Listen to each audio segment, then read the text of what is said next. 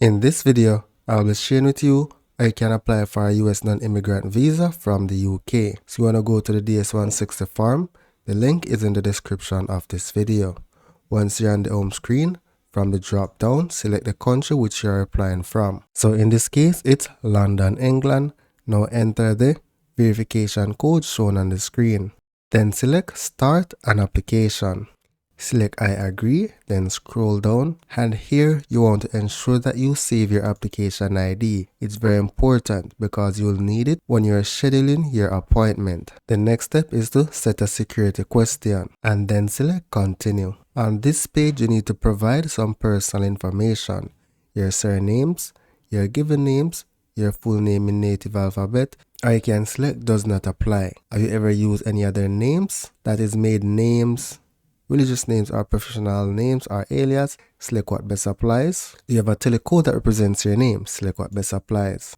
Select your gender, select your marital status, provide your date of birth, city of birth, state or province, and then the country or region, and then scroll down and select next to personal too. Now on this page, specify your country of nationality or region of origin. Have you held any other nationality? Select what best applies. Are you a permanent resident of another country? Select what best applies. Specify your ID number, your social security number if you have one. If you don't, then you select does not apply. And the same for the US taxpayer ID. And then select next to travel. Now this is where you select your visa type. So for visitor's visa, it's going to be B1/B2, which is the temporary business or pleasure visitor. Then for the type, you're going to specify. This is where you're going to now select business or tourism, which is your B1/B2 visa. Have you made any specific travel plans? Select what best applies. Now whether you made it or not, you will need to provide an intended date of arrival, how long you plan to stay, and the person or entity paying for your trip, and then select next to travel companion. Are there persons traveling with you? Select what best applies and then select next. Now on this page is a bunch of questions that you will need to answer yes or no to. So you're going to select what best applies and then select next to address and phone number.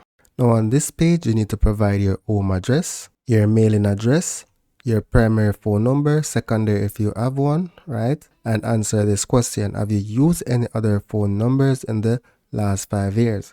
Select what best applies and then provide an email address. You'll also need to provide your social media information. Now for the sake of this application, I'm just going to select Facebook and then select no and then select next to passport. Now on this page, you need to provide your document type. So I'm going to select passport, which is regular. Provide your passport number. Your book number is optional, however you can specify it. Specify where your document was issued, the issuance date and the expiry date. Then you scroll down and select next to US contact. On this page, you need to specify your point of contact within the United States, whether it be an individual or an organization. You need to enter that information. Then you specify the relationship to you and then select next to family.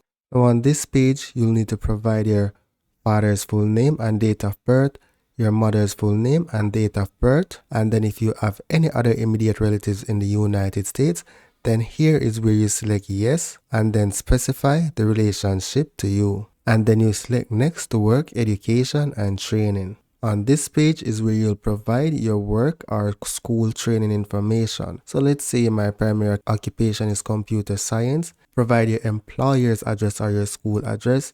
Then you provide your start date, specify your monthly income if you have one in your local currency, and then briefly describe your duties. Once you're complete with that, then you select next to work and education.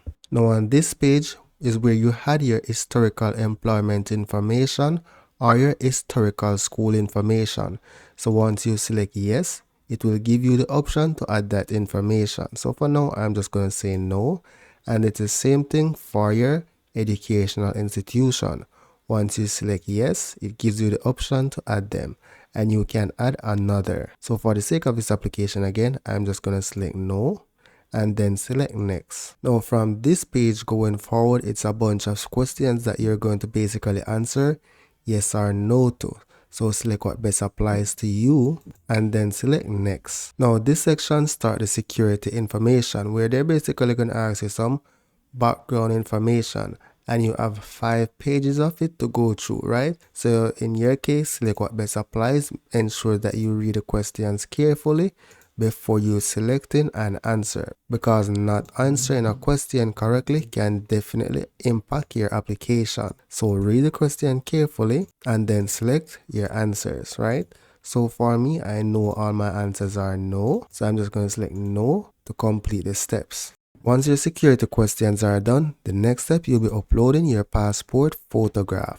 Now here is where you upload your photo. So select upload, select choose file, or select upload selected photo. So this passport quality passed the standard. If it did not pass, then you'll get an error and then you'll have to re-upload it. There are tons of web applications out there that you can use to resize your passport size photo.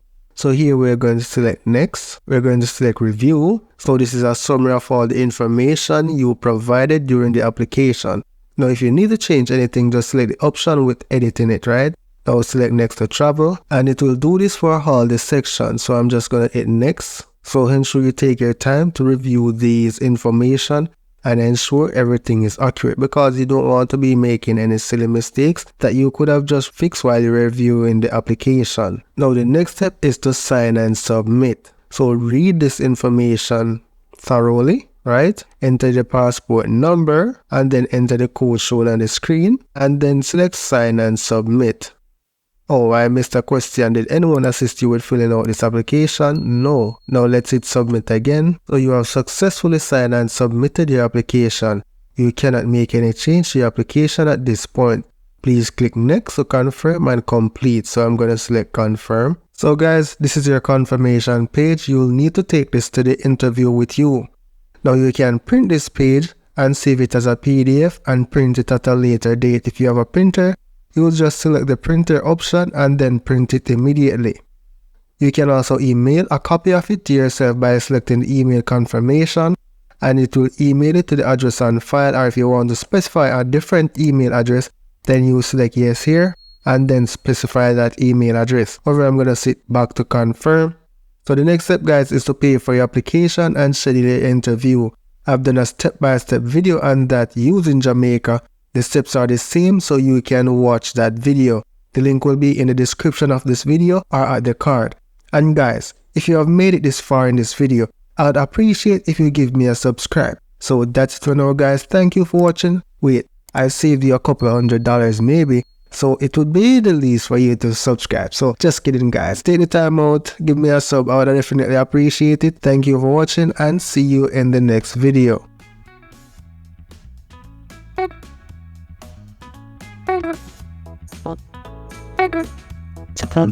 You're dancing.